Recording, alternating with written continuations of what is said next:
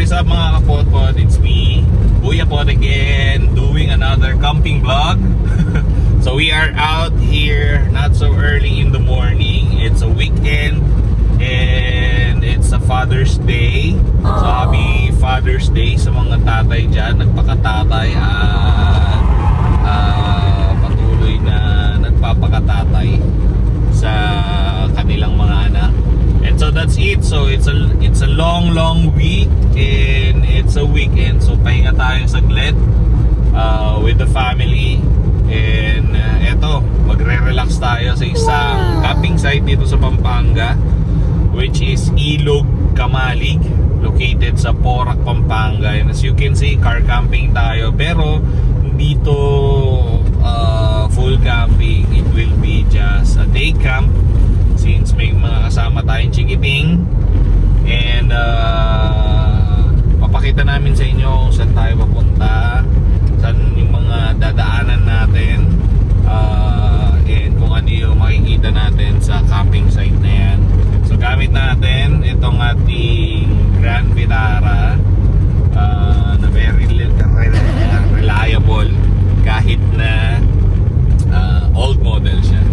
So ayun guys, we are enjoying this day, or we will be enjoying this day, since it will be another camping vlog.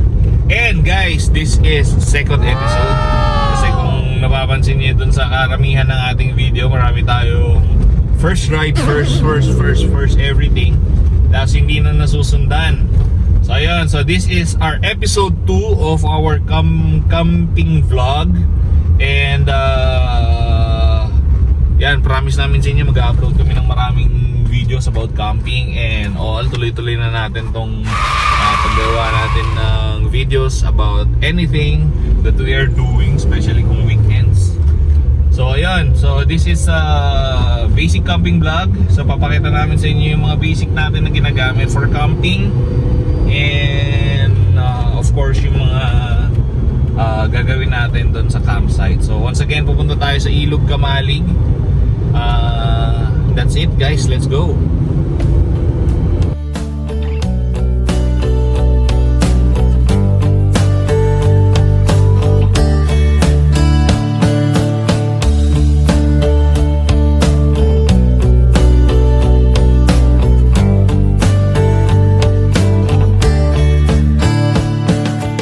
Okay guys, so nandito na tayo sa Porac, pero dadaan muna tayo ng iluluto natin. So nandito tayo ngayon sa Porac Public Market. Yan, hindi ko nabasa yung pangalan, pero public market na ng Porac. Ayun. So bibili tayo ng iluluto natin, of course, para meron tayong kainin guys. So hanap lang tayo ng parking. And we're gonna start looking. A few moments later. Ano yung sabi mo about dun sa mga teller dyan? Bakit? Ba? One eternity later. Alright mga kapot-pot, so nandito na tayo malapit. So pag andito na, nakita niyo na yung Jollibee na yan, malapit na tayo sa entrance. Alright? In 300 meters, turn right. Ayun. So sabi ni Google Maps, dahil nagbe-base pa tayo kay Google Maps, at it's our first time going there, doon tayo magbabase. So ito, Barangay Pio. Ayan. Ayan. So may arko naman. Turn right. Ayan. So dito na tayo papasok sa arko ng Barangay Pio. Ayan. Alright. Alright guys, so eto na yung pinaka-entrance ng papunta sa Ilog Kamalig. From here, ilang minuto na lang ang tatakbuhin, ilang metro na lang to guys, or ilang few hundreds of meters na lang mararating na ang Ilog Kamalig.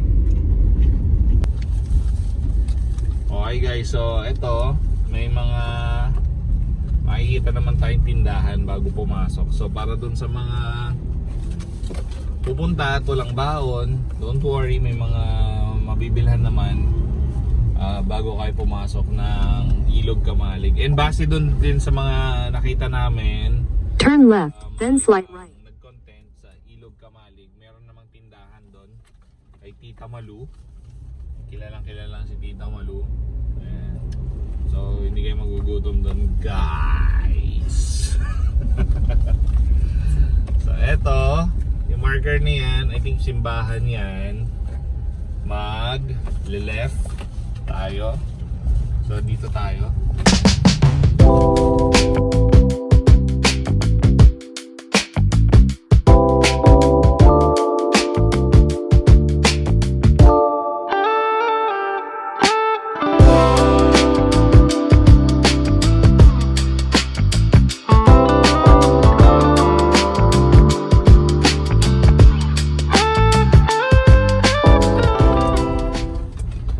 Guys, so nandito na tayo sa Ilog Kamalig. Ayan na siya guys. So may arcom ganito. And then babasahin lang natin saglit. And umiyak yung boss namin guys. So magtatanong lang muna tayo dito kung saan tayo pwedeng magpwesto-pwesto. Alright guys, so pagpasok ninyo pwede kayo magtanong dito kay Tita Malu. Ito yung tindahan niya. Ayan guys. Ayan, so tinuro kami doon and then andun daw si Tatay Sito. Tapos doon na lang kami magtanong. So diretso lang kami doon and then maghahanap na kami ng pwesto. Di po, day camp lang po. Pwede mo po kaya doon?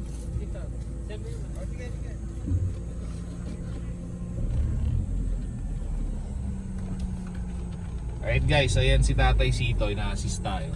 Napakabait nila dito guys. So, yan, katulad niyan, assist nila tayo. Tapos, pwedeng maging concierge si Tita Malu. Napaka-accommodating.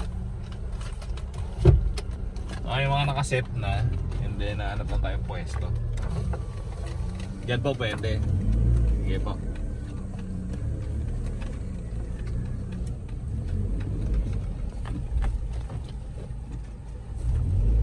Gusto mo dito pag ano natin itong sasakyan, Pwede.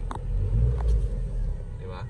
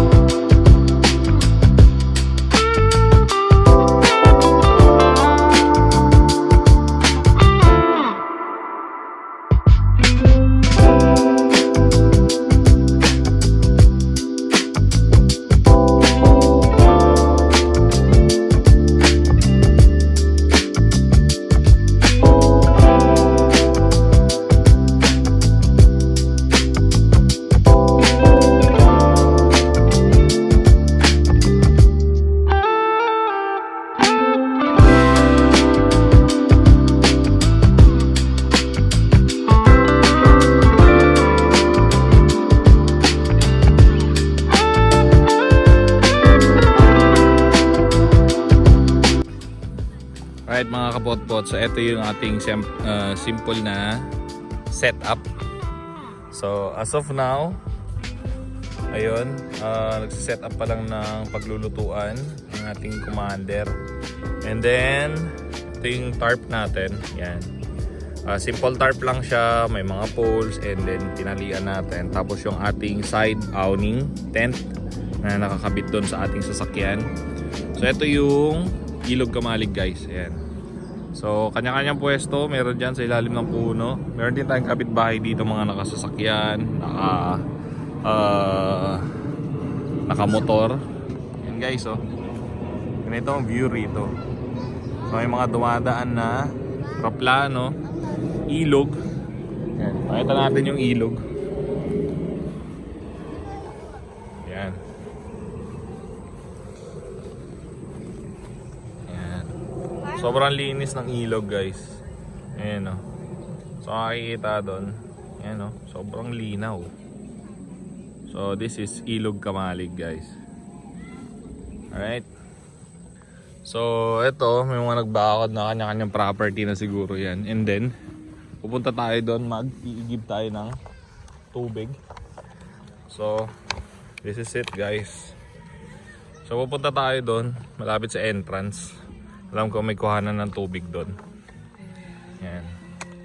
So mula doon, sa entrance, hanggang doon, pwedeng mag-camp. Kukuha kami ng tubig. Gamit itong ating nabili online ng water bag. Nabili ko to parang 83 pesos lang ang isa. Tapos kaya na niya ng 8 liters ng tubig. Ayan o, ang ganda ng ginawa ni Tatay Sito dito guys. So nag-uusap kami kanina about sa isang event na gaganapin dun sa isang place niya sa taas ng bundok.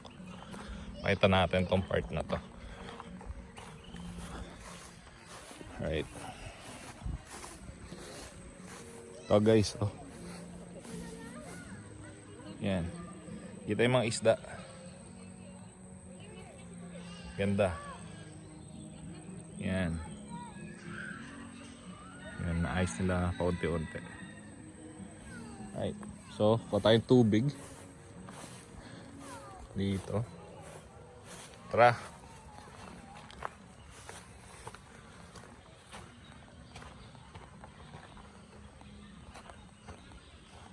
Ayan guys, so may nakasulat dito. Magbigay ng donasyon. Ayan. So, papakita din natin yung CR. Ayan. So, eto yung CR. Dahil donasyon lang yung binibigay dito guys. Oo. Eto na yung pinaka CR niya. So may tubig naman. Yan, may toilet bowl. Pwedeng maligo. Yan. Ito yung liguan. Well, dun sa mga bumibisita rito, yung mga kalat, mas okay sana kung dadalhin din. Kasi katulad ng mga yan, shampoo, sabon, iniiwan na lang dito. Kawawa naman yung mga naglilinis. Donasyon na lang guys, then ganyan pa yung ginagawa.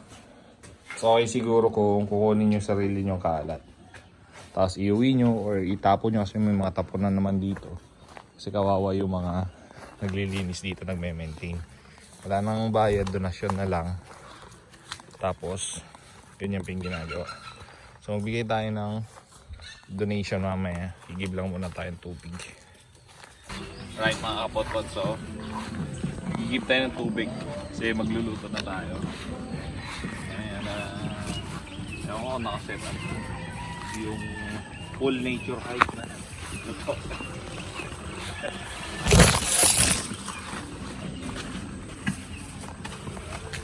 Yan o, kung ano may lutuan, no? Nature hike yan all the way. Ay, hindi ba? Okay mga kapot-pots, ito yung nagmamalaki naming ihawan. As you can see, halos mas malaki pa yung butane. So hindi ko alam guys kung makakaihaw ko ng matindi. Pero pag magka-camping guys, napaka useful nito lalo to. Kasi katulad nito, magpapaapoy kayo ng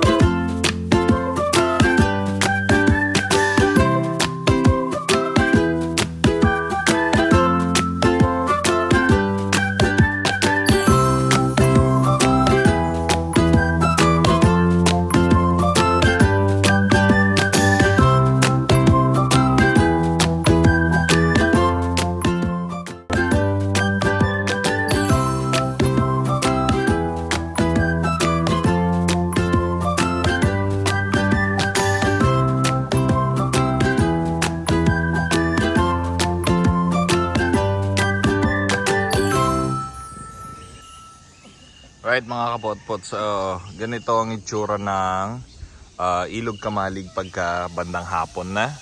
Ayan. So yan yung mga maririnig nyo. Alright, so pwede kayo pumesto hanggang doon. Yan, so pwede mag tent pitching dyan sa area na yan. Hanggang doon. Hanggang doon sa may dulo doon. So makikita nyo yung mga bata. Hanggang doon sa may mga water lily doon. Yung mga may sandbag. Yan, sobrang linis yan. So kukwentuhan kami kanina ni Kuya Sito, Tatay Sito. Yan. Tapos nilinis daw niya to lahat. So nagpapa-clean up drive siya. Nakiusap siya sa mga taong pwedeng tumulong sa kanya. Para malinis tong ilog na to dahil ito ay dating tapunan ng basura. Ayan. Ayan guys. So doon sa unahan may mga kubo na pwedeng pagtambayan ng mga nagde-dator lang. And then dito sa area na to, ito yung pwede kang maglagay ng tent. So pwede maglagay ng tent sa ilalim ng mga kawayan para mahangin, malilim, katulad yan. Dito, yan katulad ng sinet up namin dito. Yan. And then dyan. Alright.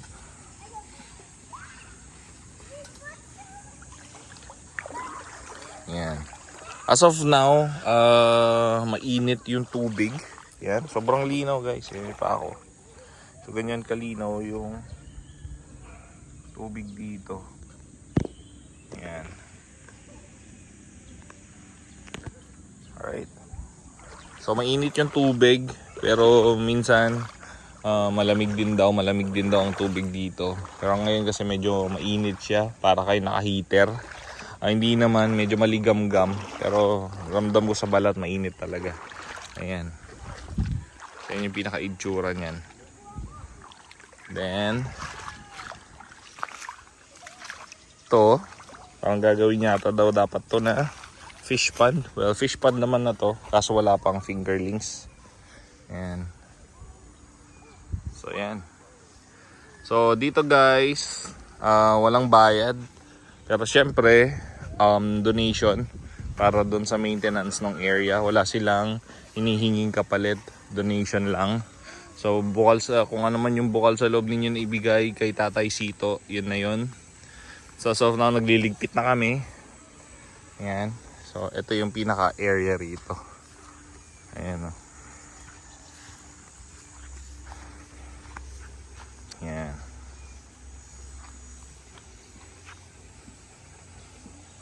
So doon yung pinakaunahan. Yun yung pasukan ng Ilog Kamalig. Ayan.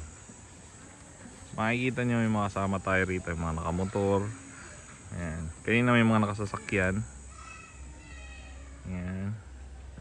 Doon may nakamotor din doon. Taan natin. Ayan. So doon guys, pwede ka mag tent pitching dyan. Dito. Dito. Doon. Ganda. Ito yung pinaka area. Okay. Right. So may mga babala rito. Ayan. Ito natin basahin. Tulad na yan to. Ayan. So basahin natin yung mga nakapaskil na mga rules and regulation dito, dahil ito ay pinapaintulutan naman lahat pumasok basta nang walang bayad, basta sumunod lang sa mga rules. Alright? Alright mga kapotpot, so ito yung pinaka-entrance area ng Ilog Kamalig. So yun yung pinaka-arko niya. And then paghapon, yan, merong coffee shop dito na siniset up sila dyan. Yan. And then ito yung sikat na tindahan ni Tita Malu. Ayan. Yan, nag-order kami ng lomi. Ayan. So anything na kailangan ninyo pag nandito kayo, dito lang yan kay Tita Malu. Alright. And then dito pag magkakape kayo, ayan. Ito yung pinaka-view ninyo. So punta natin sa baba. Yan. So yan, tulad na may mga bata. Manok. Ayan, napakaganda, napakalinis guys. Ayan. I think pwede rin puntahan doon sa kabila. Hindi lang namin napuntahan pero napakaganda.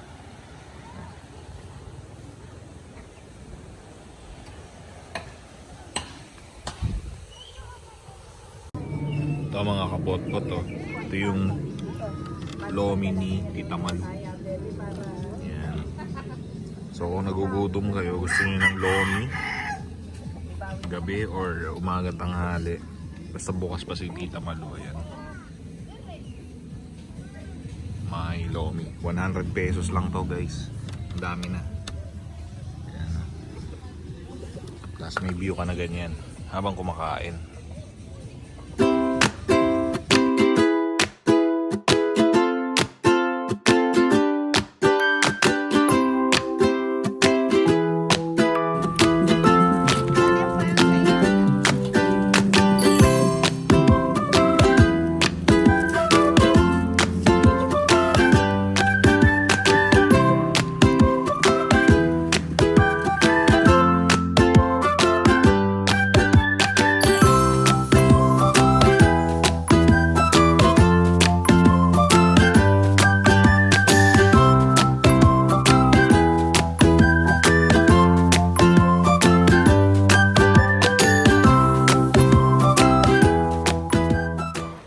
Alright guys, so eto na yung episode natin about this camping site, the Ilog Kamalig. So nakakwentuhan din natin si Tatay Sito about this area, kung ano yung ginawa niya and all dito sa area na to. So this is highly recommended lalo sa pamilya. Yung ilog po natin dyan, yan, yung ilog kung saan pwedeng maligo ay napaka babaw lang. So good for the kids, yan. As you can see that safe na safe ang mga bata dyan. But of course, kailangan din natin silang bantayan. So Ilog Kamalig is highly recommended for family camping. Just make sure na yung mga kalat natin itabi natin ng maayos or itapon natin sa mga designated na lagay. Kasi napakalinis nitong lugar na to at ilan lang silang nangangalaga. Actually up until now yung mga may-ari ng mga lupa dito na malapit dito sa Ilog Kamalig ay nagpatuloy na naglilinis. And yun. Also guys, yung mga nanghihingi ng bayad online para lang makapag-camping kayo dito sa Ilog Kamalig, iwasan lang ninyo guys kasi as per Tatay Sito, marami daw pong peke na pages ng Ilog Kamalig and nanghihingi ng bayad online. And also medyo mataas yung fees na hinihingi nila, around 800 pesos, 500 for the parking, 100 pesos per pack. And dito sa Ilog Kamalig guys, ano lang, donation lang. So once again, this is our episode about Ilog Kamalig. And this is Kuya Pot. Once again, if you like this kind of videos guys, please do like and share and subscribe to our channel. Once again, this is Kuya Pot. Thank you.